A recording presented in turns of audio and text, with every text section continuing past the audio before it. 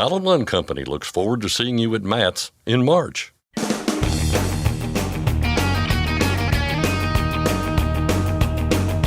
OOIDA, representing America's truckers since 1973, presents Landline Now with your host, Mark Reddick.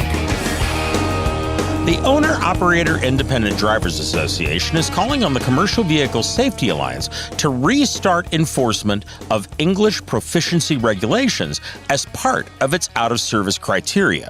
OOIDA says it's a safety issue above all else. Jamie Jones of Landline Magazine and Scott Thompson discuss what the petition means and what happens next. Scams have become a big problem in trucking in the past few years. Maybe they always were, but some specific ones have been cropping up with greater frequency and are affecting more truck drivers. So we wanted to clue you in on what's happening and hopefully help some truckers out. I'll talk with Tom Crowley and Aaron Lynch of OOIDA's Compliance Department. People make mistakes, all of us. And while you hope that mistake is not on your income tax forms, that does happen. If you discover that error after you file your taxes, then you're going to need to file what's called an amended return. I'll find out what's involved and get some general advice from Shasta May of MBA Tax and Bookkeeping Service. And finally, many people think of fuel tax as primarily a federal issue, but it's just as much an issue at the state level. And while the federal fuel tax hasn't changed since 1993, many states are considering changes right now to theirs. I'll cover that, plus state action on engine compression brakes with our state legislative expert, Keith Goebel. And now, here's Scott Thompson. Thanks, Mark. We'll get to a few headlines here in just a moment, but want to welcome in Jamie Jones, managing editor of Landline Magazine, first to talk about a new petition from OOIDA regarding the English proficiency regulation. Jamie, good to see you. Hey, it's good to be here, Scott.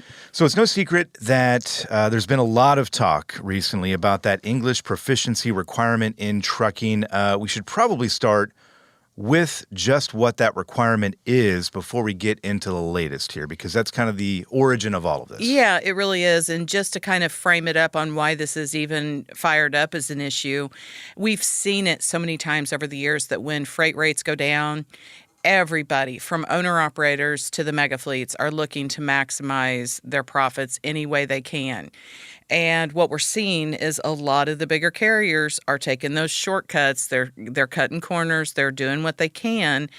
And so we have several avenues being utilized by these motor carriers to put cheap labor in their seats, that oftentimes complicates the issue with the English proficiency regulation.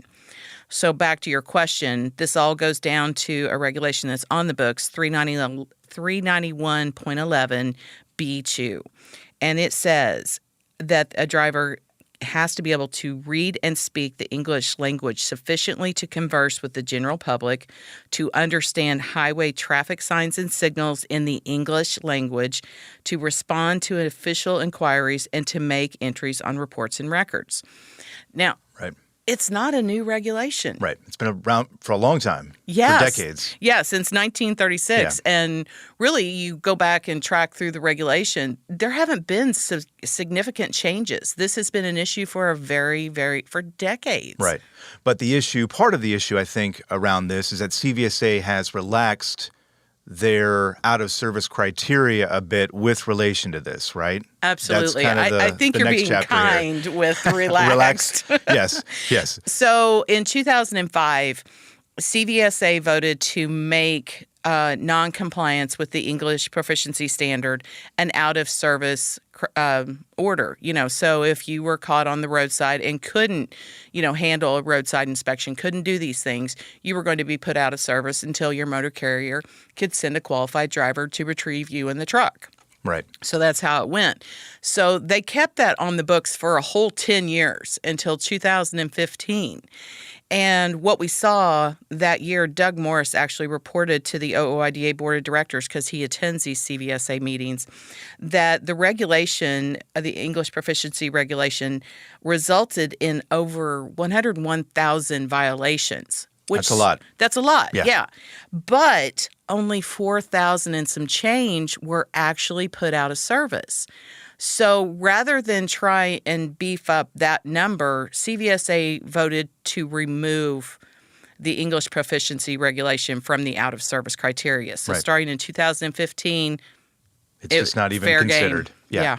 Which brings us to this petition from OOIDA to CVSA. Essentially, they're asking them to go back to what it was before, right? Oh, absolutely. And you look at crashes that we've had in recent years, recent months even, but the big one in Colorado. Yeah. I mean, there was some question about his English proficiency, especially driving on Those mountainous roads. Yes, Yeah. with warning Yeah. signs that maybe he could or could not read and things like that. Those are the situations that are very important that the drivers meet this regulation. It's about safety. Because, who wants to be going through a mix master in Chicago and trying to follow all the detour signs, Sure, yeah. I mean, it's just crazy. So, yes, OOIDA has an official petition in with CVSA asking them to put this back into the out-of-service criteria to begin enforcing it again. Again, we're not asking for anything new. We just want enforcement of regulations on the books. And that meeting, the spring meeting of CVSA, is going to happen late in April. So we will know more about how that petition fares after that meeting. Yeah, and this is something, I've certainly heard a lot of complaints, a lot of concerns from drivers out there about this particular issue. And as you point out, and I think we need to continue to bring this back to it being a safety issue. That's ultimately what this comes down to for the most part, right? With all of this is that it's a safety issue. You want to make sure the roads are safe. Absolutely. I mean, the added benefit and the motivation behind putting these people in the seats and having them operate trucks without this the ability to comply with this regulation, it's motivated by profits. Right. So when you can shut down the allure of cheap labor because they keep getting put out of service, that's where you start having the problem resolve itself ultimately. Yeah, it's certainly a topic that we're going to hear more about. And as you mentioned there, we'll hear more in April, right, at the CVSA meeting as to how they respond to this petition. But again, it's not going away anytime soon. And I think this is something that makes a lot of sense for all parties involved, and we'll keep an eye on it. Jamie, we appreciate your time as always, and we'll see you again soon. Hey, you're welcome, Scott. And a couple other items we're tracking today. Derek Bars, a former chief of the Florida Highway Patrol, has been nominated to lead the Federal Motor Carrier Safety Administration. His nomination comes days after Adrian Kammeyer stepped down as FMCSA's acting administrator. And then looking ahead to Wednesday, OOIDA Executive Vice President Louis Pugh testifies on Capitol Hill. The hearing within the House Committee on Transportation and Infrastructure is titled America Builds, How Trucking Supports American Communities. Expect talk there about truck parking, broker transparency, driver training, and more. And finally, a quick look here at diesel prices. The Energy Information Administration reporting last week's average at $3.56. That's up nearly 2 cents from a week earlier, ending 3 straight weeks of declines. And that's Lane Line Now news for today. Mark, back to you. Thanks, Scott. If you live in New Mexico, call your state representative now. A bill there, SB 226, would reduce the truck speed limit to 65 miles per hour while leaving cars at 75. The bill has already passed the state Senate.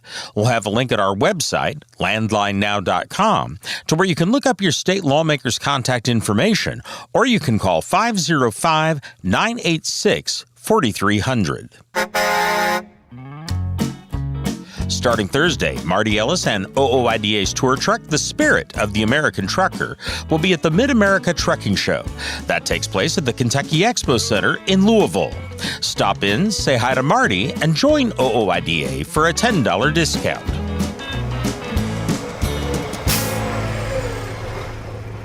Next, I'll discuss recent scams with Tom Crowley and Aaron Lynch of OOIDA's Compliance Department. I'm Mark Reddick, and this is Landline Now. Protect your diesel engine with Howe's Diesel Defender. Restore vital lubricity, eliminate injector deposits, and boost fuel economy by 5% or more. Power, performance, protection, all in one. Howe's Diesel Defender, available now. Firestone's FD694 drive tire for long-haul and regional applications now delivers 126,000 more removal miles than the Yokohama TY517 MC2. Contact your Firestone commercial dealer to learn more. Are you tired of the IRS following you around like a dark cloud? Call 888-557-4020 and get your life back. Landline Now, welcome back. Scams have become a big problem in trucking in the past few years, and maybe they always were, but some specific ones have been cropping up with greater frequency, and they're affecting more truckers. So we wanted to clue you in as far as what's happening and hopefully help some of you out. Here to explain what's happening and to offer some advice are Tom Crowley and Aaron Lynch of OOIDA's Compliance Department. Guys, thanks for joining me. Always good to be here, Mark. Thanks as always, Mark. Okay, so let's start with this one here that you all set out in kind of a list of what topics people are talking about every week, and that's fake FMCSA emails disguised as a safety audit. And they're using this to do a particular thing. Can you explain what's going on? Yeah, Mark. I mean, and this is the thing for in the trucking industry, and it's just become rampant, is a new entrant will get an email or a text, but it's usually, a lot of times it's an email from somebody that appears to be with the FMCSA. It appears to be DOT or FMCSA oriented. Well, they get this, and it asks them to enter their carrier information, and it kind of asks for some different information, and they thinking it comes from the feds. They enter this information, and it's not for an audit. It's actually for a scam, and the scammer now has your carrier information, and they use your carrier information to scam others, to go back to brokers and to pull loads that they don't actually pull, to book loads that they double broker out. I mean, it's just crazy the way things are going out there, and most of it starts with an email. Well, let's talk about what these emails look like and what it is specifically they're doing to make it look like it's from FMCSA. I mean, they're putting an officer's name or DOT, and then the officer's name and a phone number. They may be getting that information off of the internet, and it might be real legitimate information, but you need to be checking the actual domain of the actual email it came from. Not an email that they have on the letterhead itself, but where did the actual domain, it needs to be a .gov, not a .com or anything else. It has to be .gov. That's the most important thing you can take away from this, because none of these scams are .gov. They may have .gov in the actual email itself, but where did it go on the domain? Yeah. Anything that says at gmail.com right away. At Gmail, at Yahoo, any of these, popular, easy, free emails, that's not coming from the feds. It's not coming from your broker. It's not coming from the carriers. They most all have the domain names covered. So if it's coming from a Yahoo or a AOL or a Gmail, it's a fraud 10 times out of 10. Yeah, something else that I heard, because I've been watching a lot of kind of news programming on this kind of scam, is they've started to replace like one letter in the web address. And one of the typical ones they've done, which I found fascinating, is they replace, like if the letter A is part of the email address, like FMCSA, they replace that with a Greek letter that looks a lot like an A, but it's not. Comes down to the details, watching these details, because, these scammers, I mean, they're out there all day, every day, just trying to figure out the next scam as you are, trying to go about your day-to-day business, make a living, in a truck and do the things that you would do on a daily basis. And while you're sleeping and, catching up on your rest, these people are figuring out, how's the next scam going to work? How are they going to get into your pocket this way? Yeah, and some of these letters are asking for your PIN number, a social I've seen. I mean, all kinds of crap. They're asking for your driver's list or vehicle list. A new entrant safety audit, a legitimate one is. They're not asking you for your social. So some of these things, you got to just be mindful of this stuff. And yeah, they'll change the I to an L on the letterhead or remove the S. I mean, they're very creative with it. And you got to be able to pay attention for these phishing attempts. Yeah, and a lot of what we do in the compliance department is, we have people call us up regularly, and they'll say, well, I don't know, but I had questions about this email, so I thought I'd call you guys and ask. Smartest thing they could have done. That's what we're here for. That is what we're here for. Many times I'll tell them, you know what, just forward that over to me. Let me take a look at it. Now, on occasion, something's forwarded to me that is legitimate, and I'll tell them, hey, this is legit. You've got an audit coming up, and well, then we'll have that discussion. But 9 times out of 10, the stuff that people send in to us is fraudulent, and and we'll take the time to look at it and to figure it out, because especially a lot of your older drivers, the men and women out there, they weren't raised with this stuff, and it's targeted for them to get over on them. So you know what? As a member, call us up. We'll go through that email. I'll let you know if it's fraudulent, or maybe you do need to update your MCS 150. But DOT does not send out texts about that. And they don't charge $199.95 whatever for that. You can do that for free for yourself. So, give us a holler. I mean, we'll help you get through that and find out if it's real, if there's something you do need to do, or if it's just another scam. Well, and what people don't realize is we usually put more than one set of eyes on it too, right? I mean, it goes through a process. What we have, there may be 2 or 3 people that get a hold of this paperwork, so we look at it so we can come together and make an opinion. Sometimes we can look at it right off the bat, but they're getting so good to sometimes we have to do our due diligence, and it's not, that's not wrong to have 5 other people look at it besides you as well. I mean, we can all come to an agreement. And when we see that stuff, then we can get ahead of it and let other people know that it's coming down the line, so they can have somewhat of a heads up. And folks, if you do want to call compliance, if you do get something like this, the number is 816-229-5791. Again, 816-229-5791, and ask for compliance.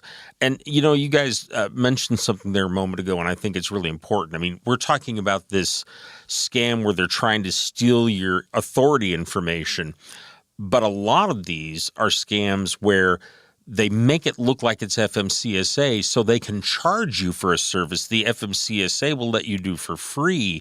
This has been an ongoing problem, I know, for years. Yeah, it has. I have seen multiple times where somebody will call up and, we're having the discussion, and through that conversation will come up, say, like an MCS 150 update or something like this. And, they'll tell me, oh, yeah, no, I have somebody does that for me. They do it every month.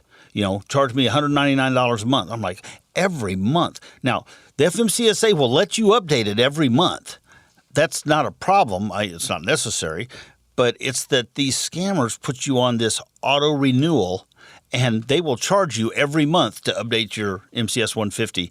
And keep in mind, folks, it's a biannual update requirement. Every 2 years. And it goes by the last 2 of your DOT numbers, yes. Yeah. And so, but there are people that they get caught up in this, And when you have put your blood, sweat, and tears into your business, and then you get an email that says, "Oh, you're not compliant. The DOT is going to come around and shut you down," and that scares people, and they use that scare tactic to get into your billfold. One thing in all of this too that I think is really important, and this is something I learned from people that gave information about avoiding credit card fraud, and that is if you get an email and it says, click this link, don't. And instead, if you've got something that says this is from the FMCSA, go to the FMCSA website on your web browsers. Don't click the link. Go to it yourself. And if you can't find that notice in there that you're supposed to update, that's another sign. Yeah, and that click that link, because as soon as you click that link, you let them in. You let them into your computer. They can wreak havoc. They can just don't click the link. Just don't click the link. Maybe we should start a campaign. Don't click it. Well, that's a really good idea. Yeah. It really is. And these things are legion. And I mean, we're talking here about trucking related, but there's all kinds of people trying to get at your money in all kinds of ways. And most of these companies will not ask you to click a link. Go to their website. Yeah, go to their website. Don't click the link, and be vigilant, because you're right, 100%, Mark. These people are out there just trying to get in your pocket, and once they get in there, man, they're gonna do as much damage as can. Take as much money as they can. I want to go back to this thing of them trying to steal your authority information. And you've mentioned some of this already, but I want to get a little deeper into what kind of problems you can face if someone does get that information? I mean, how is this going to affect you directly? Well, like on a recent scam that goes out to new entrants, and it targets, folks that are brand new, just got their authority up and running, and, just got that big smile on their face, that trucker grin, thinking they're going to, everything's going to be good. And they target these folks, and once they get a hold of your information, and once they have access to it, they will go in and change something on the FMCSA's website as far as your email by one letter or one digit, something very close to what it originally was, but now it redirects the information to them. And then they'll go out and they'll post the truck and get a hold of brokers and book loads that they don't plan on hauling, but they book these loads, and then they pose as a broker, and they double broker these loads out to the same load boards, and all of a sudden you have the shipper has put something up there, or a broker has put legitimately a load up there, and now there's a fraudulent company under your name. They're using your name, book this load, and then turns around and double brokers it out. And so, there's, can be 3 to 4 victims on each of these issues. And it goes horrible. And if you're a small carrier trying to get off the ground and get rolling, and you fall into one of these scams, man, good luck, because your days it's not going to be pleasant. And from no faults of your own, and with some of these third-party vetting companies, I mean, now you've been targeted for cargo theft or for fraud activity with a service where you can't challenge that determination. Yeah. Right, and it's because they, like Tom said, they changed your email to direct it towards them, or your phone number a lot of times is the other alternative that they use a lot. Just certain things like that. And you usually don't find this activity out until a month or two after the fact. You may get a couple brokers that call you up and say, hey, what's going on with this load? And you have no idea what they're talking about. Yeah, and they will come back and list you as a fraudulent carrier, list your MCDOT as fraudulent, and you've done nothing wrong except for allowed somebody to infiltrate by scam. You didn't even know it was going to happen, but they took over your information, and now they are out scamming people under your name.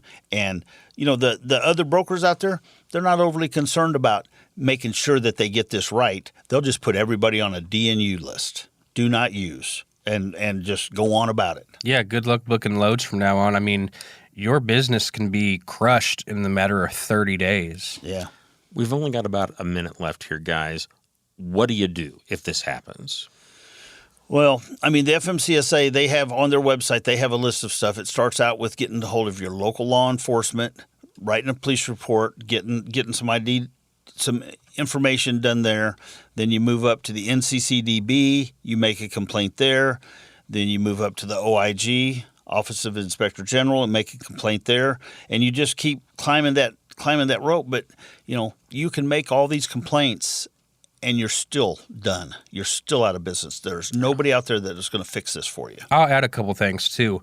You can change your PIN number on your carrier portal. That's something that you need to do. Set up passwords with your insurance company so no one can't file a false claim against you, and then set up passwords with brokers that you use on a regular basis or moving forward, and go and look at their list and take out anybody you don't see through their insurance certificates. Yeah, you're much better to avoid this situation by doing these things that Aaron suggests than to try to deal with it afterwards, because it's a mess. Okay, well, guys, we're out of time, but thank you very much for the information. Thanks for having us. Thanks always, Mark. I've been talking with Tom Crowley and Aaron Lynch of OOIDA's Compliance Department.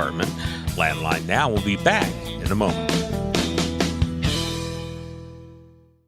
Dispatch, I picked up that load of steel, so I'm ready to roll. Sounds good. Remember, we're getting paid by weight, so make sure to use a CAT scale. I wouldn't weigh anywhere else. Forget miss accuracy when you're truck on a CAT scale. Penske is the trusted source for quality used trucks. Whether you search our website, call our sales staff, or bid at our online auction, you are sure to find the right used truck for your business. Visit PenskeUsedTrucks.com to view our inventory and learn more. To err is human, to forgive divine. The English poet Alexander Pope wrote that line in a piece called An Essay on Criticism. Well, Alexander Pope never met the IRS. You're listening to Landline Now, and I'm your host, Mark Reddick. Welcome back to the program. The fact is, people do make mistakes, all of us. And while you hope that mistake is not on your income tax forms, that does happen, and you have to be ready to deal with it. If you discover that error after you file your taxes, then you're going to need to file what's called an amended return. To find out what's involved and to get some general advice, I talked with Shasta May of MBA Tax and Bookkeeping Service. Our thing that we're talking about here is if you discover after you've filed your taxes an error, an omission, or something else that you may need to file an amended return. What do we mean by that phrase, amended return? What's the definition? Well, what an amended return is, it's an opportunity for you to correct something on the originally filed return. Amended return is called a 1040X, okay? It has 3 columns on this amended return. So column A is used to show all the original tax return numbers. All those figures are going to be in column A on that amended return. And then column C is used to show corrected figures or figures that were left off. And then the difference between the 2 columns, the original, the corrected, is going to show in the column B the changes on the tax return. And so that's what an amended return is. And so you're filing that. So it's a little more complicated because you've got all the numbers from the original return have to be entered, then everything that's different or, changed. And then the third column with, what that dollar difference is, what that number is. So that's what you're filing it, this big information tax return, essentially. This sounds complicated. And that always leads me to think this is really don't try this at home, kids moment. This is really where you need to see a professional, I would think, because of the complexity. No, absolutely. You don't want to really mess around with an amended return. And sometimes, too, it may not be necessary to file an amended return. Let's say you've filed something and there's some kind of an error. A lot of times the IRS will correct, say, a math error. Or it'll request a missing form that they, that was filed for you that maybe you didn't know, like maybe you missed a 1099. They will sometimes just do that correction and then send you the bill. You may not need to file an amended return, but sometimes you do need to file the return. And then if something was reported incorrectly, like the total income, your filing status, say you missed a bunch of deductions, a whole month's worth. So you want to excuse me, you want to definitely file an amended return in that case. So definitely talk to your tax preparer about whether it's a good idea or not. You mentioned a couple of things there that can cause you to do this. I'm wondering what some of the most common things are that people do that cause them to have to file an amended return. A lot of times what we see in our practice is total income was incorrect. You can realize it's a whole year later when you're filing a return. Okay, if we're filing tax returns for 2024, so you're getting all your information together. It's 2025 now. You may have forgotten you did some work for someone in January of 24, and you didn't include that when you included your income. So maybe you didn't get the 1099 for, maybe you made $6,000, $7,000, $8,000, $10,000 in January. Somewhere you just worked for a month. The IRS got the 1099, but you did not. You forgot about it. So now the IRS is saying, "Hey, here's this extra income." So you want to be able to also, if you have any expenses, to be able to then say, "Oh yeah, I did work for this guy, for the first 3 weeks of January. Where's all those expenses? I forgot to include them." So you have those kind of scenarios that come up where an amended return may need to be filed. I would assume that the kind of paperwork or information that you need to do this is really basically similar to what you would do to file your normal taxes, just with the additional information. Or is there some additional information or paperwork that's needed beyond that? No, because like we talked about, this amended return has all these columns where everything from the original, anything that needs to be changed, corrected, or included, if they're missing, like a schedule. Schedule C is profit or loss from business. Schedule E is rental, information, income and expenses. Schedule F is farm. So these types of schedules, if they think something's missing, they'll request, this information, and then you'll have to do the amended return. This really sounds like a really good moment to stress the importance of good record keeping, of keeping your paperwork, but also keeping it in an organized manner. Absolutely. And again, it's like I'll have clients who, after a tax return is filed, they will say, "Hey, Shasta, I just found this, $500 or $1,000 receipt, and I forgot to include it in my original tax return. Can we amend the return?" And then we have to have a conversation about that, because everyone needs to be aware with an amended return, the IRS uses the word screened, like they're screened more than, like, say, the originally filed return. I use the word scrutinized. They really go through the amended returns. So you want to make sure before amending, say for a missing, say repair, is it worth it? Is it worth the attention the return is going to get?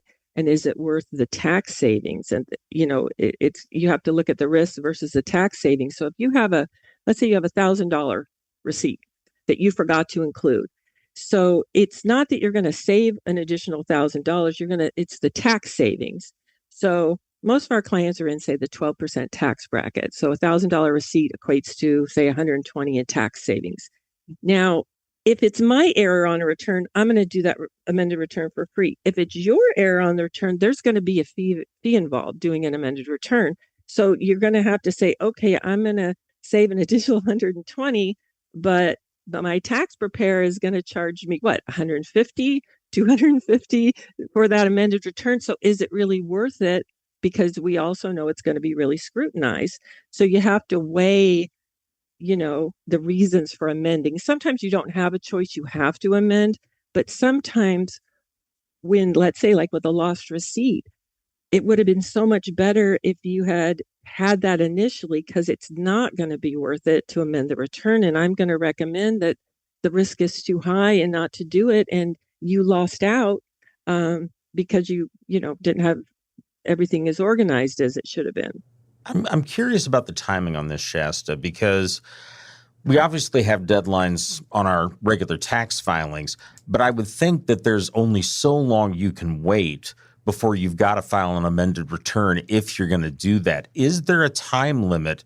I mean, can you file this a couple of years after the original tax filing, or is there a time limit on that? You have 3 years to file the amended return. So and typically most situations with amended returns, especially the IRS, they're going to figure something out that you need amended return much quicker than that. But you may be cleaning out some boxes in the garage or who knows what, and you find a whole folder of receipts from 2 years ago. It's not too late. We can amend it, if it's worth it, if it's worthwhile, definitely. You mentioned earlier that the IRS, if they spot something, they may send you a bill. That kind of brings up something else, which is we have a lot of scammers out there. And one of the things that you will hear sometimes from these scammers is they claim to be the IRS, but the IRS will only contact you in certain ways. What are some of the ways that they will contact you in this kind of a situation? And what are some of the ways that if someone contacts you, it's a sign that it's not the IRS? Yeah, there's so many scamming and things out there. Here's my recommendation. If the IRS has contacted you, whether it's, email or phone calls, that typically doesn't happen. Usually you'll get notifications by mail.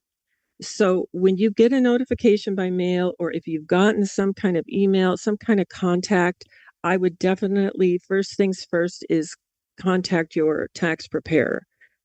Typically, the contact is going to be through the mail.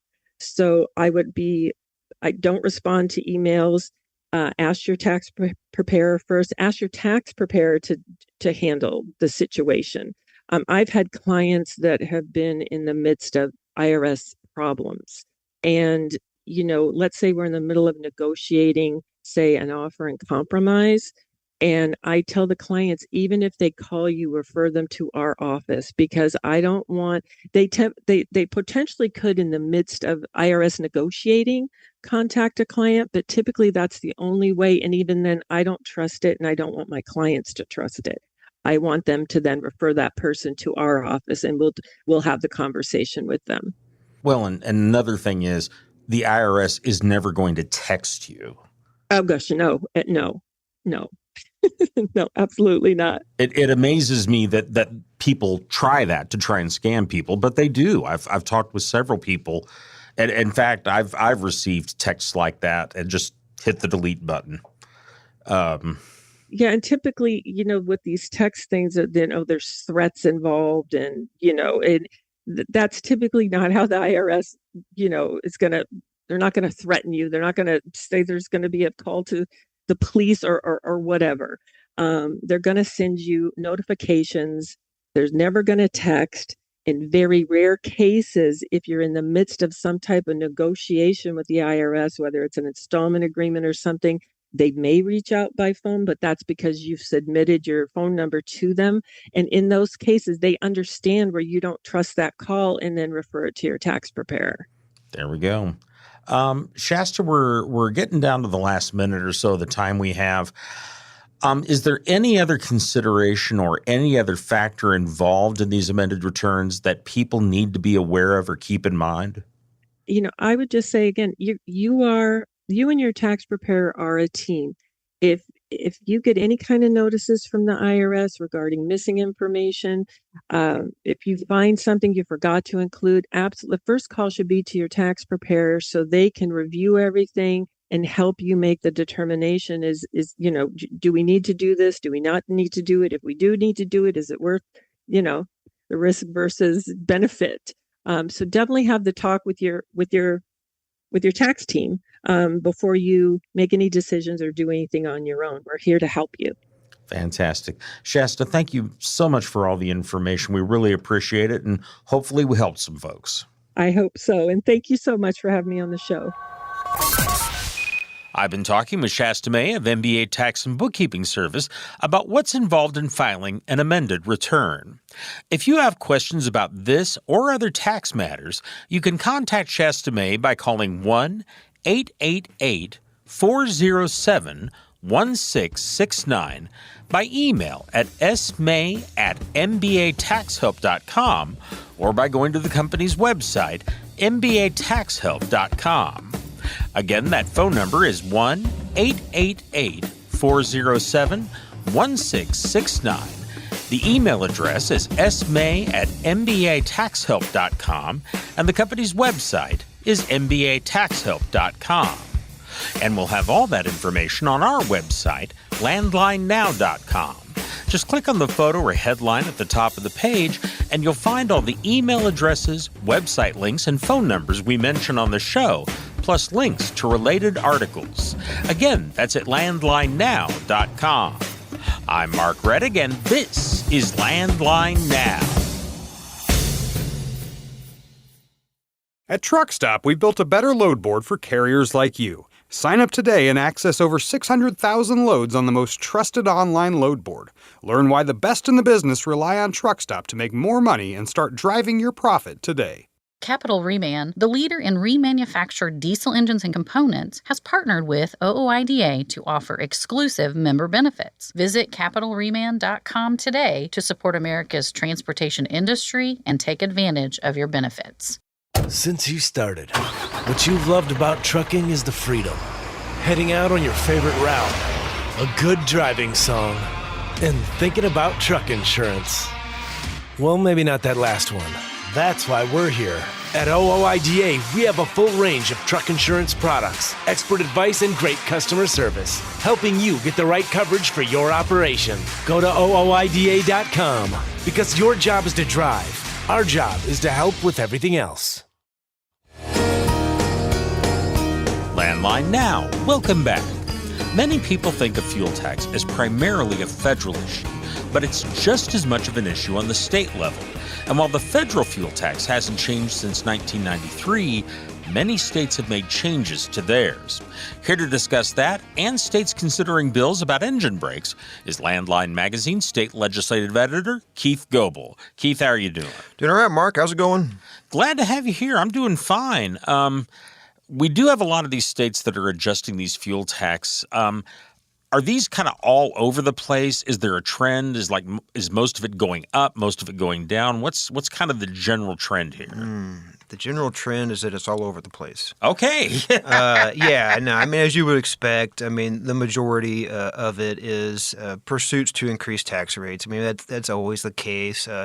Other times, like in the case, I know in Missouri here within the past few years, they increased the fuel tax rate over the course of several years. And there's been essentially an annual pursuit in Missouri by at least one notable lawmaker that wants to revert back to what it was before it was increased. So there are instances like that, but maybe a commonality that we see along many of the states now that pursue fuel tax rate changes is they're getting creative with how to go about doing it, trying to make it more to increase the likeliness that they will be able to get support to get that done. And sometimes you have to be creative in how you go about doing it. And yeah, we're seeing that again this year with some of the states. Well, you mentioned getting creative, and of course, in terms of creative, although I'm sure some folks would use other words to describe it, Yeah. California, of course, is approaching this in an entirely different way because in particular, this issue seems to involve CARB, the California Air Resources Board, and they did have a bill here. What essentially is going on there with this particular issue? Yeah, well, they've got multiple bills there in California that have been offered up that address the fuel tax or the expectation that the fuel tax is going to be significantly increasing in the near future. Folks might recall late last year, there was an update that the California Air Resources Board made to the low carbon fuel standard regulations that they've got. And with that update is the expectation that the fuel tax rate for cars and trucks is going to be going up like 65 cents a gallon. Since then, the states, their Office of Administrative Law, stepped in and said, hold on, we're going to halt this for 120 days. And during that time, they wanted CARB to go in and fix some concerns about the revisions that they made and then resubmit their updates. So you've got that going on. And in the meantime, you have one bill that was introduced there in the California Senate by the minority leader. I mean, a prominent Republican there in the State House that called for making the temporary halting of the updated regulations, wanted to make that permanent. So in essence, stopping this expected 65 cents per gallon increase for fuel there. Worth pointing out, that bill was killed in a committee, but I don't want to say it's not over. Technically, it's not over because there was consideration to reconsider the bill, which was granted. So technically, it's not dead, but most likely, it's not in good shape. There's a couple of other bills there in California, including two in the Assembly, that would have an effect on the fuel tax. Can you just briefly describe to us those two bills and what they call for? Yeah, one just simply says no more future increases in the state's fuel tax rate, just locking it in to what it is now. A separate one would suspend fuel tax collection for a year. So again, just trying to benefit consumers in the short term. Yeah, of course, it does, I think, benefit consumers, but I also like those potholes filled. Sure. Yes. There is another side to that. There's a smattering of other states that are also looking at various adjustments in the fuel tax. And one we don't talk about a lot is Mississippi. They haven't changed theirs in quite some time, but they're kind of looking at an adjustment now. What is the situation there? Yeah, in Mississippi, their 18-cent excise tax unchanged since the late 1980s. So, I mean, we're talking about going back to the days when you were a regular at the probably the break dancing competitions. That never happened. I can guarantee you. It has been a while. It has been a while. I there. have seen people that did that. It's interesting. In Mississippi, they've got a significant tax overhaul bill that they've been working through the State House, and worth pointing out, it has advanced to the governor. And among the revisions in taxes there in the state, what was eventually approved by the State House and sent to the governor includes gradually increasing the fuel tax there by 9 cents, doing it over the course of the next 3 years. So increasing the tax rate, which has been 18 cents for quite some time, bumping it up to 27 cents a gallon, and specifies that that new revenue will be used solely for road and bridge work. Okay. Michigan also has something on the table here, and apparently it involves several different bills. Can you give us a few examples of things that they're looking at? Yeah, this is there's a bill package that's been introduced there in the Michigan House. House Republicans recently took control of that chamber. They're going to be, whatever they decide to get behind is going to have to be something that can be approved by the Senate, which is controlled by Democrats, and then you've got the Democratic governor. Now, it is worth pointing out that everybody there in the State House is looking to add about $3 billion for transportation funding. It's just a matter of agreeing to how they want to go about doing it.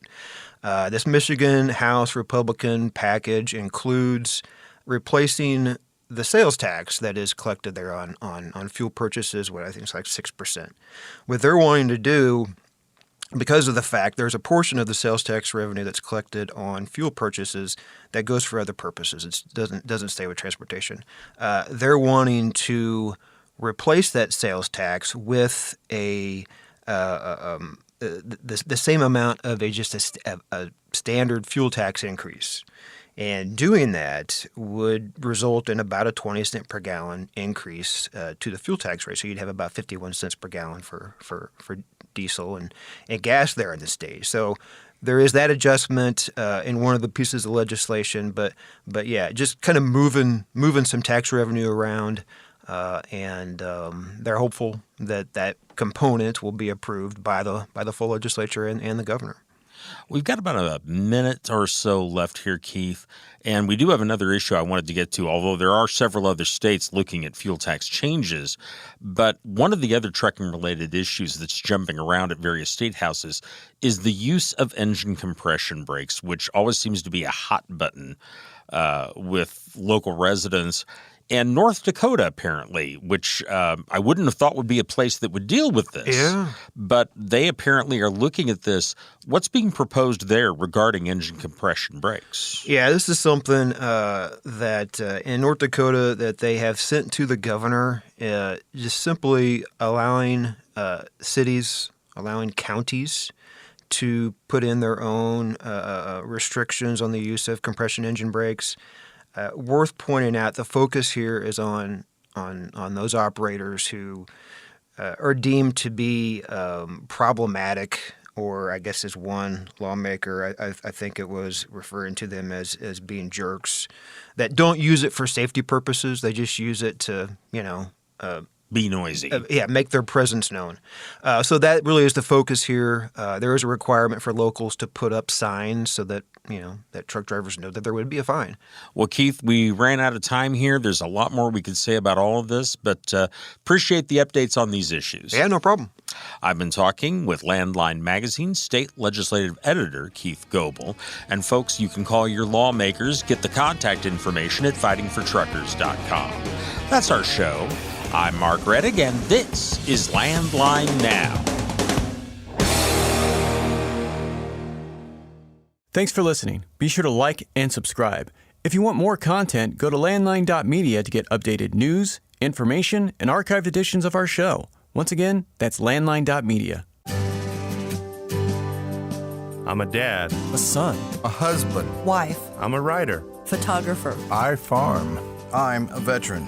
I love old cars, fishing, my kids, chrome. And I am a professional truck driver. And together we are OOIDA. OOIDA was founded by truckers to stand up and speak on behalf of truckers. We've done that by combining the individual voices of our members into a single, powerful voice. Protecting your interests, defending your rights. Join us! Make your voice heard. Join OOIDA, the Owner-Operator Independent Drivers Association. Call 1-800-444-5791 or visit OOIDA.com.